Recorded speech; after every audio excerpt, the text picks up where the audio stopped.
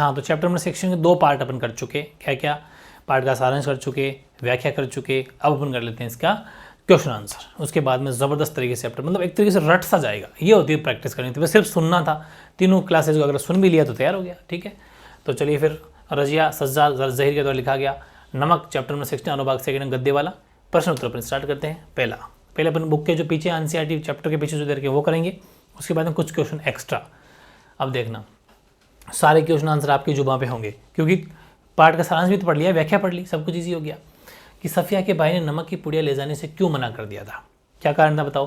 तो सफिया का भाई पाकिस्तान में एक बड़ा पुलिस ऑफिसर था। सफिया ने जब उससे पूछा कि क्या वे थोड़ा सा लाहौरी नमक अपने साथ भारत ले जा सकती है, तो उसने मना कर दिया। उसने कहा कि भारत में पाकिस्तान से नमक ले जाना गैर कानूनी है और कस्टम पर उसको इसकी इजाज़त नहीं मिलेगी। नमक भारत में भी होता है, अतः इसकी ज़रूरत नहीं है। सिंपल सा क्वेश्चन आंसर हो गया। सेकंड, नमक की पुड़िया ले जाने के संबंध में सफिया के मन में क्या द्वंद्व था, या फिर नमक की पुड़िया के संबंध में सफिया के मन में क्या द्वंद्व था, उसका क्या समाधान निकला। एक जैसे ही क्वेश्चन है, दोनों बोर्ड के एग्जाम आए हुए हैं। तो देखो सिख बीवी की शक्ल सफिया की माँ की तरह थी। ठीक है, तो सफिया ने उनको नमक लाने का वचन दिया था, वादा किया था, और पाकिस्तान से नमक भारत लाना गैरकानूनी था। प्रॉब्लम ये हो गई। ठीक है, अतः सफिया का मन जो है इस संबंध में द्वंद्व में पड़ा हुआ था कि वे उसे कैसे ले जाएं, नमक को ले जाएं तो कैसे ले जाएं। वह नमक को चोरी छिपे ले जा नहीं सकती। ठीक है, ले जाना चाहती भी नहीं है कि वो चोरी छुपे ले जाए, क्योंकि वो दिक्कत में दुविधा में नहीं पड़ना चाहती। ठीक है, और दिखाकर ले जाने में रोके जाने का डर था कि वो करें तो क्या करें। ऐसे द्वंद्व में फंस गए। द्वंद्व का मतलब यहाँ पर क्या है कि किस मुश्किल घड़ी में या किस मुसीबत में फंस गई, तो फिर दिक्कत हो गई। तो उसने अंत में ये निश्चय किया कि प्रेम की यह भेंट चोरी से नहीं जाएगी, अतः उसने नमक की पुड़िया के बारे में अधिकारियों को बता दिया। अधिकारियों ने भी प्रेम की इस भेंट को ले जाने से नहीं रोका, कहा ले जाइए। ठीक है, तो ये चीज़ है। तीसरा, जब सफिया अमृतसर पुल पर चढ़ रही थी तो कस्टम ऑफिसर निचली सीढ़ी के पास सिर झुकाई चुपचाप क्यों खड़े थे। कितना बढ़िया क्वेश्चन है। कस्टम ऑफिसर गुप्त सफिया की बातें सुनकर, सुनील कुमार गुप्त है वैसे ना, सुनील कुमार गुप्त पूरा नाम भी लिखना चाहो तो लिख सकते हो।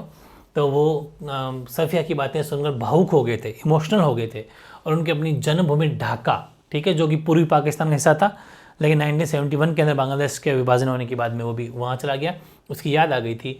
वे उसी की यादों में खोए हुए विभाजन की त्रासदी के बारे में सोच रहे थे कि इस विभाजन ने क्या कर दिया, लोगों को कैसे परेशान किया, कैसे लोगों के दिल को मतलब तोड़ा है। ठीक है, उसके बारे में सोच रहे थे। फोर्थ, लाहौर अभी तक उनका वतन है और दिल्ली मेरा या मेरा वतन ढाका है जैसे उद्गार किस सामाजिक यथार्थ का संकेत करते हैं। ये कैसी बातों को मतलब सामाजिक किस यथार्थ का परिचय दे रहे हैं। इस कहानी के 3 प्रमुख पात्र हैं जो मैंने आपको पाठ के सारांश पढ़ा दिया था। पहला पात्र है सिख बीवी जो लाहौर को अपना वतन बताती है।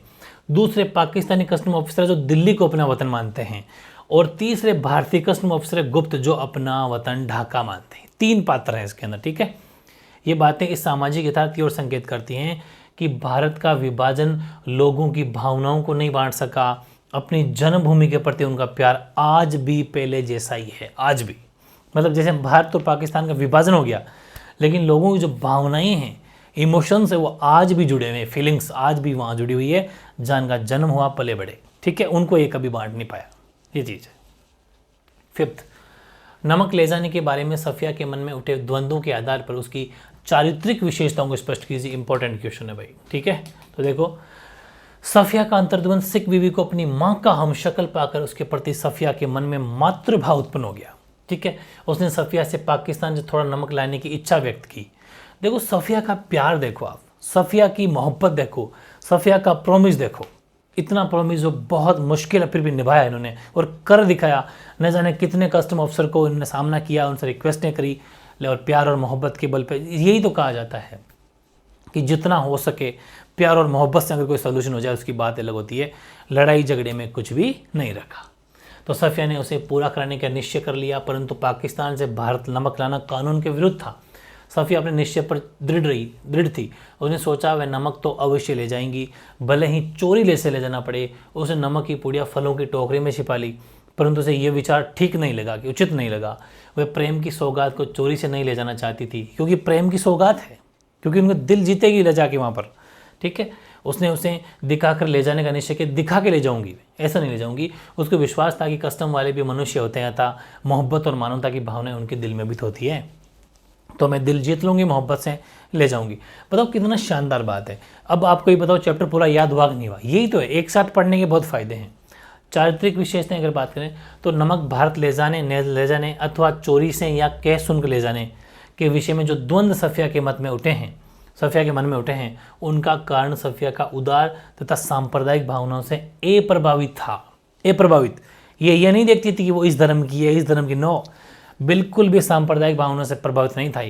ये तो इसका मतलब इनका एक प्यार और मोहब्बत थी, एक भाईचारा था, एक इंसानियत थी, ठीक है।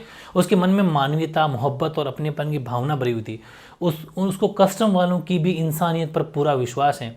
वह कानून को इंसानियत और मोहब्बत से ऊपर नहीं मानती, ठीक है। अपने विश्वास से वे दोनों देशों के कस्टम अधिकारियों को प्रभावित करने में सफल होती हैं। सफिया अपने वायदे की पक्की है और उसे पवित्र साधनों से ही पूरा भी करती है, पवित्र साधनों से। ऐसा नहीं कि वो इलीगल लेके जा रही, लीगल तरीके से लेके जा रही है, सबसे पूछ के राजी होके सबसे, वो चीज़, ठीक है, जिसे बोलते हैं पवित्र साधन, ठीक है। ऐसा नहीं कि वो कोई चोरी डकैती करके ले जा रही है, चोरी छुपा के ले, नो। छठा, मानचित्र पर एक लकीर खींच देने भर से जमीन और जनता बंट नहीं जाती। उचित, वेरी वेरी इंपॉर्टेंट क्वेश्चन है भाई, वेरी इंपॉर्टेंट, इतने शानदार लैंग्वेज में पूछा गया क्वेश्चन है कि मानचित्र पर एक लकीर खींच देने भर से जमीन और जनता बंट नहीं जाती। उचित तर्कों के उदाहरणों के जरिए इसकी पुष्टि कीजिए। या फिर सीमाएं बढ़ जाने से दिल नहीं बटा करते, नमक कहानी में इस बात को किस तरह विरुद्ध किया गया है, मतलब समझाया गया है। तो आंसर देखो कि राजनीतिक आधार पर किसी देश का बंटवारा उसके नक्शे में तो अलग अलग कर सकता है, लेकिन उस देश की जनता के दिलों को नहीं बांट सकता। भारत का विभाजन इसका प्रत्यक्ष उदाहरण है। अपन देखा भी है ना कि कैसे भारत के लोग उधर लाहौर से प्यार करते हैं, लाहौर के लोग जैसे जो रहते हैं वो दिल्ली से प्यार करते हैं, तो ये बांट नहीं पाओगे आप, ठीक है। दिल कभी जुड़े, हमेशा कनेक्टिविटी रहती है। भारत की पात्रों जैसे कि सिख महिला और कस्टम ऑफिसर की भावनाएं उपयुक्त तथ्य को प्रमाणित भी करती है कि वो आज सिख महिला लाहौर से प्यार करती है, जबकि रहती कहाँ है, भारत में रहती है। वैसे जो कस्टम ऑफिसर है वो ढाका से प्यार करते हैं, जो कि रहते कहाँ हैं, दिल्ली में रहते हैं। तो भारत का विभाजन राजनीतिक महत्वाकांक्षाओं के कारण हुआ, न कि जनता की भावनाओं के आधार पर, भावनाओं को नहीं बांट सके, ठीक है। सातवां, नमक कहानी में भारत और पाक की जनता के आरोपित भेदभावों के बीच मोहब्बत, ये तो समझिए ना, मानचित्र में लकीर का मतलब है जैसे हमारी सीमाएं फिक्स हो गई कि ये भारत है, पाकिस्तान है, लेकिन लोगों की जो भावना है उनकी सीमाएं आपने फिक्स नहीं कर रखी है, वो होगी भी नहीं। सातवां, नमक कहानी में भारत और पाकिस्तान की जनता के आरोपित भेदभावों के बीच मोहब्बत का नमकीन स्वाद घुला हुआ है। मोहब्बत का नमकीन स्वाद घुला हुआ है कैसे? देखो, भारत और पाकिस्तान का विभाजन राजनीतिक कारणों से हुआ था और सांप्रदायिकता के कारण उसको बल मिला था। ये हिंदू मुस्लिम धर्म के बेस पर हुआ था और सांप्रदायिकता बहुत फैल गई थी, इस वजह से इसको थोड़ा बल भी मिला था। और भेदभावों को जन्म देने वाले भी राजनीतिक नेता, बड़े अधिकारी तथा विशिष्ट वर्ग के लोग ही थे, जैसे कि मोहम्मद अली जिन्ना जैसे लोग। ये बड़े बड़े लोग ही थे जिन्होंने भेदभावपूर्ण, मतलब कहते हैं ना, ऐसी भाषण स्पीच दिए कि लोगों में थोड़ी वो सांप्रदायिक भावना पैदा हो गई, वरना ऐसा नहीं था। प्रतिबंधित लाहौरी नमक का भारत पहुंच जाना और अनेक ऐसी घटनाएं दोनों देशों की जनता के बीच बनने वाले मोहब्बत के सेतु हैं। अब बताओ, लाहौरी नमक भारत आया, वैसे वो लीगल था, लेकिन प्यार मोहब्बत के बल पे आ गया वो, तो यही तो हैं, ये सेतु हैं, ये जनता के बीच के सेतु हैं, ठीक है, मोहब्बत के सेतु हैं। मोहब्बत का ये नमकीन स्वाद सारे आरोपित भेदभावों को लांग कर अपनी उपस्थिति दर्ज कराता रहता है हमेशा। ये चीज़ बहुत ही बढ़िया क्वेश्चन और बहुत ही बढ़िया आंसर। अब जो क्यों कहा गया, ठीक है, तो क्या ये सब कानून हुकूमत के ही होते हैं, कुछ मोहब्बत, मुरवत और आदमियत, इंसानियत के नहीं होते? ये क्यों कहा गया? तो देखो, सफिया का भाई लाहौर में बड़ा पुलिस अफसर है, वह लाहौरी नमक भारत ले जाने से गैर कानूनी बताकर मना करता है। प्रत्युत्तर में सफिया ने उससे ये बात कही कि उसके कथन का तात्पर्य ये है कि मानवता, मोहब्बत, सद्भाव और सहानुभूति कानून से ऊपर है। ये उदित भाव है जिन पर कानून का वर्चस्व उचित नहीं है, कि इनके ऊपर जैसे सहानुभूति, मोहब्बत, प्यार के बल पे तो कुछ भी किया जा सकता है ना, वो भी ताकि इंसान है, इनके ऊपर कानून थोड़ी ना है। दूसरा, भावना के स्थान पर बुद्धि धीरे धीरे उस पर हावी हो रही थी। बिल्कुल, जैसे ही गुस्सा शांत हुआ, पता है ना, यानी सफिया को अपने दिए वचन तथा मोहब्बत की भावना की चिंता थी। उसने भावना में बहक कर कह दिया था कि चाहे जो हो वह नमक अवश्य ले जाएगी। फिर धीरे धीरे उसकी मनस्थिति सामान्य होने लगी तो वह अपनी बुद्धि का प्रयोग करते नमक ले जाने के उपायों के बारे में सोचा। फिर सोचने लगा कि नहीं यार ऐसे तो नहीं कर सकते, कुछ उपाय सोचने पड़ेंगे और वो भी लीगल। ठीक है ना, ये चीज़ है। तीसरा, मोहब्बत तो कस्टम से इस तरह गुजर जाती है कि कानून हैरान रह जाता है। याद आया, ये कस्टम अफसर ने बात कही थी, बिल्कुल।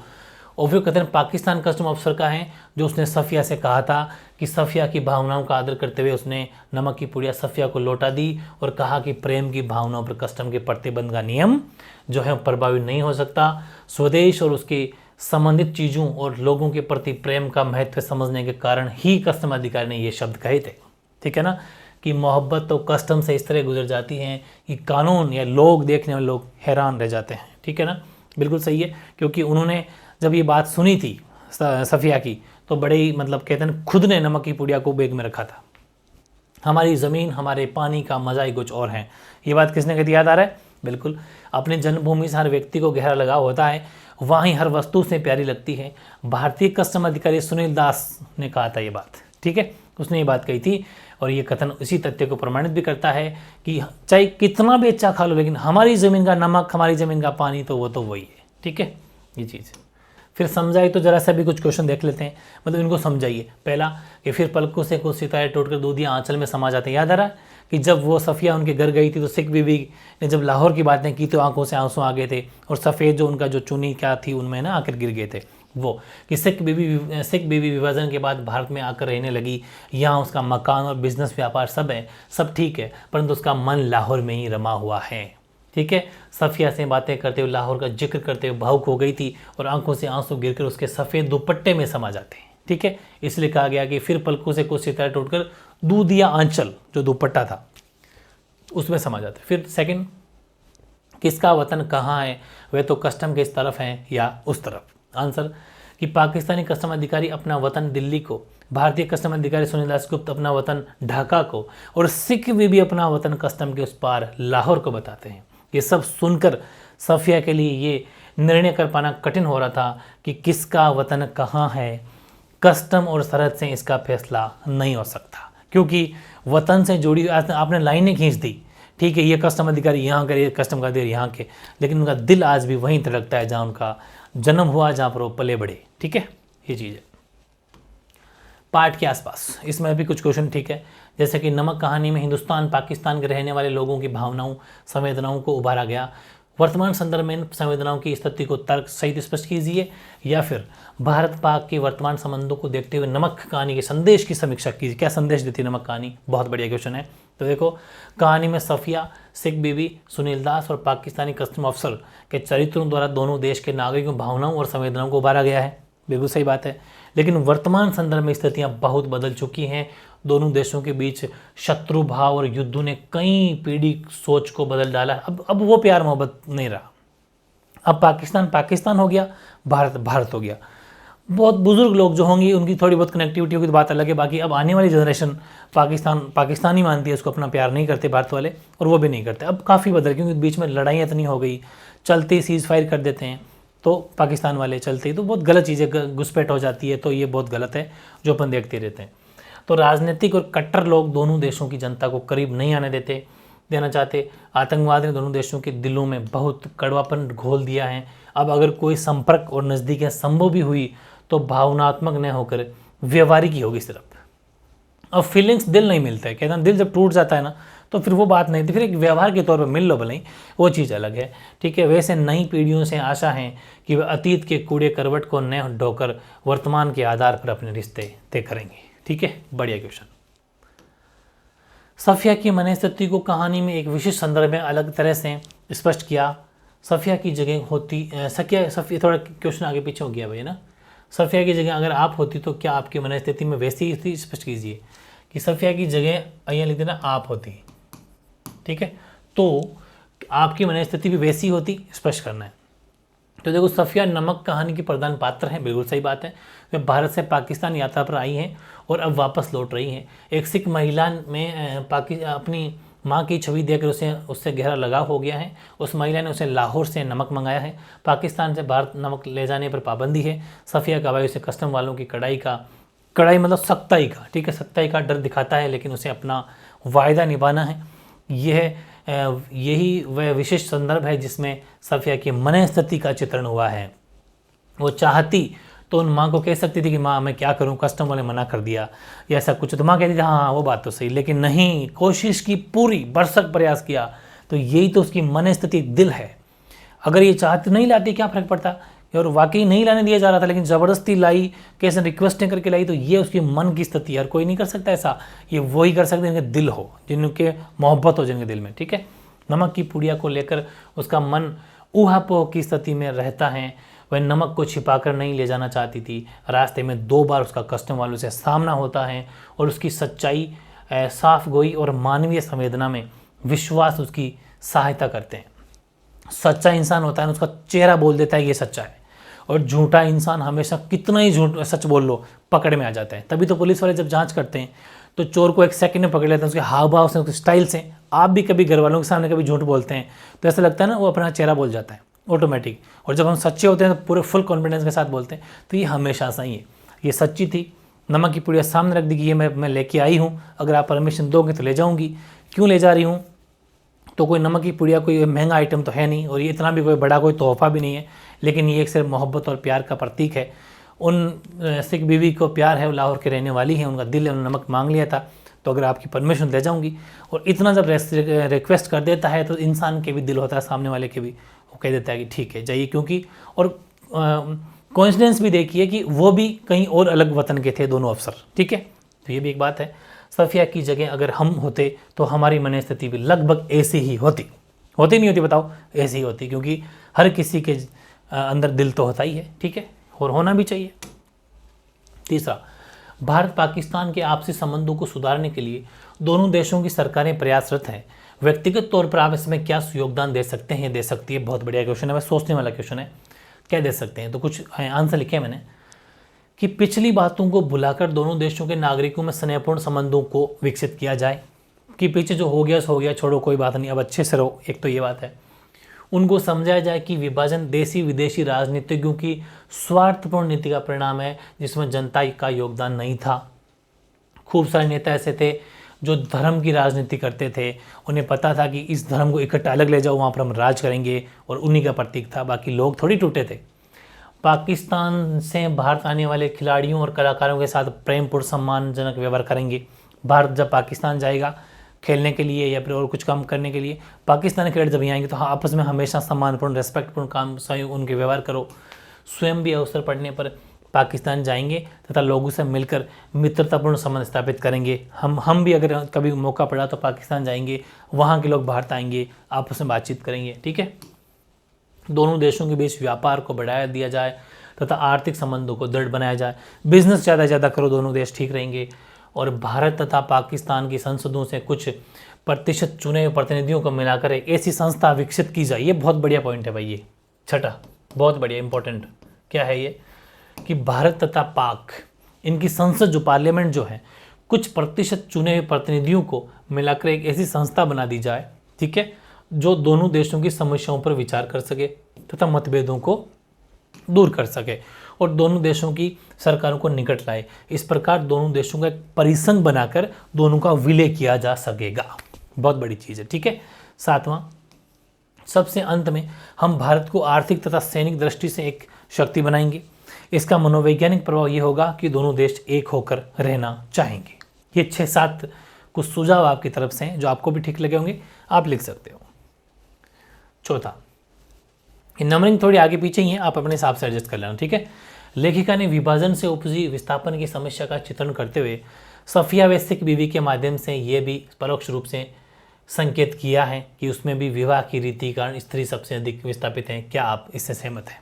ठीक है, तो देखो नमक कहानी में 4 पात्र हैं जो भारत विभाजन, अच्छा नंबरिंग ठीक की हुई भाई, देखो ये जो नंबरिंग थी पार्ट के आसपास में, ये पहला है, ये दूसरा है, तीसरा, ये चौथा, सही नंबरिंग है, ठीक है, नंबरिंग बिल्कुल सही है चारों की चारों। तो देखो ये है कि नमक कहानी में 4 पात्र हैं जो भारत विभाजन के कारण उत्पन्न हुई विस्थापन की समस्या से पीड़ित हैं, बिल्कुल चारों। सफिया तथा सिख बीबी उनमें 2 नारी पात्र हैं। और सिख बीबी विभाजन के समय सहपरिवार लाहौर से भारत आई थी, वह लाहौर की बेटी नहीं थी, उनका विवाह भारत में नहीं हुआ था। सफिया अपने भाइयों से मिलने लाहौर गई थी, उसके भाई भारत से पाकिस्तान गए थे। कहानी में ऐसा कोई संकेत नहीं है कि उनको विवाह के कारण विस्थापित होना पड़ा, ऐसा कोई संकेत नहीं मिलता। अतः विवाह के कारण स्त्री सबसे अधिक विस्थापित हैं। कहानी के संदर्भ में इस कथन से सहमत नहीं हुआ जा सकता। वैसे विवाह के बाद लगभग प्रत्येक स्त्री को पति के घर जाने के कारण विस्थापित होना पड़ता, बात सही है। और ये बात सही, हालांकि इस कहानी में ऐसा नहीं लगता, लेकिन एक्चुअल में ये तो भारत विभाजन होने की वजह से ही आए थे। और बाकी हालांकि अपने पॉलिटिकल साइंस में पढ़ा भी है, शायद ज्योग्राफी में पढ़ा होगा, ज्योग्राफी में पढ़ा है कि सबसे ज़्यादा विस्थापित होने का, स्त्री के विस्थापित होने का कारण क्या है? विवाह। बिल्कुल सही, विवाह होता है, क्योंकि शादी होने के बाद में हस्बैंड के साथ में जाना पड़ता है। तो विस्थापित होने का, स्त्री को विस्थापित होने का सबसे ज़्यादा बड़ा कारण है विवाह। लेकिन इस कहानी में ऐसा प्रतीत नहीं होता। फिर देखो 5वां, विभाजन के अनेक स्वरूपों में बटी जनता को मिलाने की अनेक भूमियाँ हो सकती है। रक्त संबंध, विज्ञान, साहित्य, कला, इनमें से कौन सा सबसे ताकतवर है और क्यों? तो देखो विभाजन के अंदर भारत और पाकिस्तान के विभाजन के अनेक स्वरूपों में बटी जनता को मिलाने की अनेक भूमियाँ हो सकती है। अनेक भूमिका मतलब अनेक ऑप्शन हो सकते हैं, अनेक आधार हो सकते हैं। लाइक रक्त संबंध है, विज्ञान है, साहित्य व कला है। इनमें सबसे अगर शक्तिशाली की बात की जाए तो साहित्य व कला है। साहित्य व कला मनुष्य को गुणग्राहक और उदार बनाते हैं। बिल्कुल सही बात है। अगर जिसने साहित्य पढ़ा है, मतलब वो पढ़ा लिखा है, तो वो हमेशा उदार रहेगा, रेस्पेक्टफुल रहेगा, हर किसी की इज्जत करेगा, हर किसी की भावनाओं की कदर करेगा, ठीक है। और साहित्य और कला ये सबसे बड़े हथियार है। इनकी सीमाएं देश और काल के बंधन में नहीं बनती, ठीक है। साहित्यकारों और कलाकारों का निर्बाध आवागमन दोनों देशों की जनता को मिला सकता है, ठीक है, बिल्कुल सकता है। और साहित्य और कलाकृतियों का आदान प्रदान भी इसमें सहायक हो सकता है। रक्त संबंध ताकतवर तो है, किंतु धर्म और विभाजन के निषेध से मुक्त होकर ही वे कुछ कर सकते हैं। तो ये चीज़ें काफ़ी बढ़िया क्वेश्चन है, ये भी कारण सहित अपने लिख दिया। अब 2-4 क्वेश्चन मैंने एक्स्ट्रा लिए हैं, हालांकि ये एक्स्ट्रा है और बोर्ड के एग्जाम लेकिन आ रखे हैं, तो आपको आइडिया लग जाएगा कि पहले कैसे आते थे। ये क्वेश्चन तो वैसे ठीक है कि सफिया की सबसे बड़ी समस्या क्या थी, या फिर नमक की पुड़िया को लेकर सफिया के मन में क्या द्वंद था, सफिया के भाई नमक ले जाने से मना क्यों कर दिया। हालांकि ये रिपीट सा क्वेश्चन हो गया कि सफिया, ये तो चलो रिपीट हो गया, सफिया लाहौर अपने भाइयों से मिलने आई थी, सिख बीवी के लिए लाहौर नमक ले जाना चाहती थी। सफिया के भाई ने, जो पुलिस का अफसर था, उसने बताया कि पाकिस्तान से नमक ले जाना गैरकानूनी है, ठीक है, और नमक उसका आवश्यक ले जाना था सिख बीवी की, उसने क्योंकि उसे प्रॉमिस किया था, वचन दिया था और अपना वचन पूरा करना था, मगर कैसे ये निकट समस्या थी, ठीक है। छोटा सा क्वेश्चन आया था बोर्ड में, एक ही आया था कि जामा मस्जिद की सीढ़ियों को मेरा सलाम कहिएगा और उन खातून को ये नमक देते वक्त मेरी तरफ से कहिएगा कि लाहौर अभी तक उनका वतन है और दिल्ली मेरा, तो बाकी सब रफ्ता रफ्ता ठीक हो जाएगा। ये कथन किसका है तथा इसका केंद्रीय भाव क्या है, बढ़िया क्वेश्चन है। तो ये कथन पाकिस्तानी कस्टम अफसर का है और ये वह दिल्ली से विस्थापित होकर पाक आया है, वह अब भी दिल्ली को अपना वतन मानता है ना, और सफिया की भावना का आदर करते हुए वह उसको सिख बीवी के लिए लाहौरी नमक की सौगात ले जाने से नहीं रोकता। इस कथन का केंद्रीय भाव ये है कि भारत पाक विभाजन अस्वाभाविक और अनुचित है, देश प्रेम को बांटा नहीं जा सकता, धीरे धीरे दोनों देशों के लोग पुनः एक हो जाएंगे, मतलब रफ्ता रफ्ता एक हो जाएंगे, ये मानना है।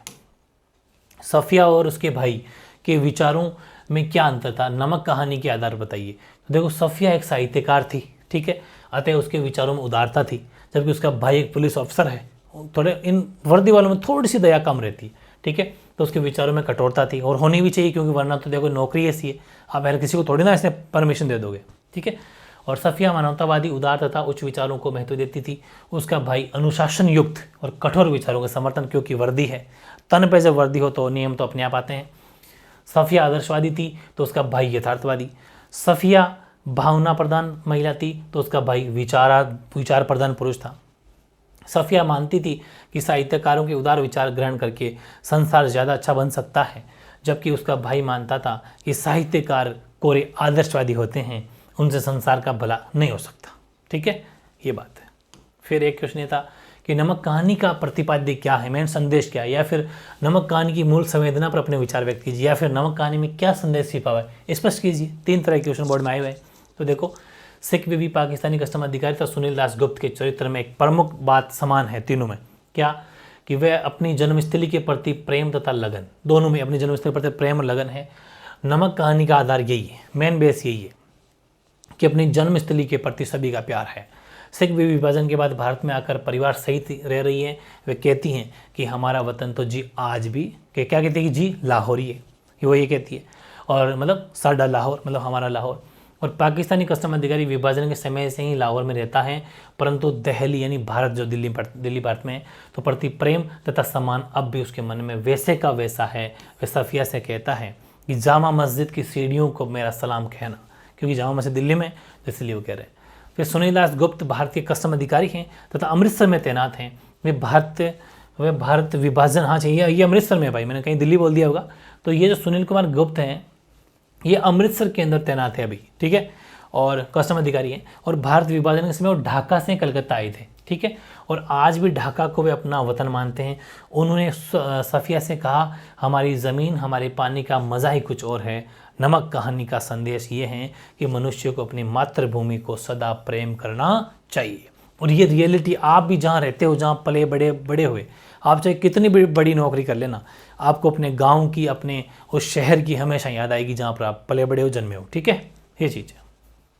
और आज का लास्ट क्वेश्चन, इस चैप्टर का लास्ट क्वेश्चन, कि नमक कहानी के आधार पर समझाइए कि भारत, पाकिस्तान और बांग्लादेश के निवासी आज भी अविच्छिन्न प्रेम की डोर से बंधे हुए हैं, या फिर नमक कहानी भारत पाक विभाजन के बावजूद मानवीय भावनाओं की समानता की कथा है। टिप्पणी कीजिए। देखो कि नमक कहानी की पात्र सिख बीवी, पाकिस्तानी कस्टम अधिकारी और भारतीय कस्टम अधिकारी सभी अन्य देशों में रहते हुए भी अपनी अपनी जन्मभूमियों को नहीं भुला पाए हैं। वे भावनात्मक रूप से उनसे गहराई से जुड़े हुए हैं। पाकिस्तानी कस्टम अधिकारी दिल्ली को, भारतीय कस्टम अधिकारी ढाका को और सिख बीवी लाहौर को दिलों में बसाए हुए हैं। वे अपनी जन्मभूमि से प्रेम की डोर में उन्हें आपस में बांधे हुए हैं।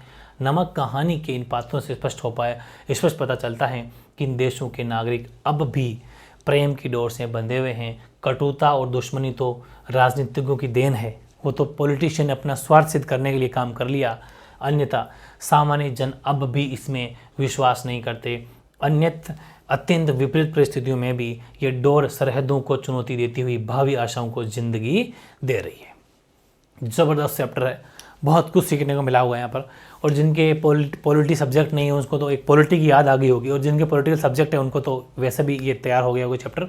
दूसरी बात ये कि इससे कुछ इमोशंस, कुछ फीलिंग्स, कुछ भावनाएं इस चैप्टर पढ़ने से आती है। तो बहुत ज़बरदस्त चैप्टर था अपना, चैप्टर नंबर 16 शानदार तरीके से अपने 3 क्लास में कंप्लीट कर लिया, ठीक है, ओके।